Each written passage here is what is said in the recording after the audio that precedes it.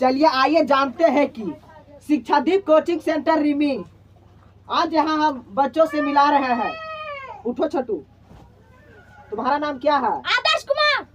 26 जनवरी आने वाला है, यहाँ क्या तैयारी होता है कि नहीं होता है? होता है।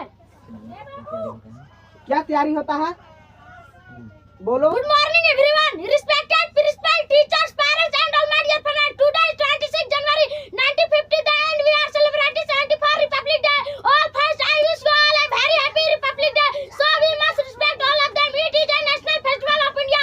Our country free on 15 August 1947. The British rule after long slavery. Our constitution is the was written by Dr. Bhimrao Ambedkar. Jai Hind, Jai Bharat.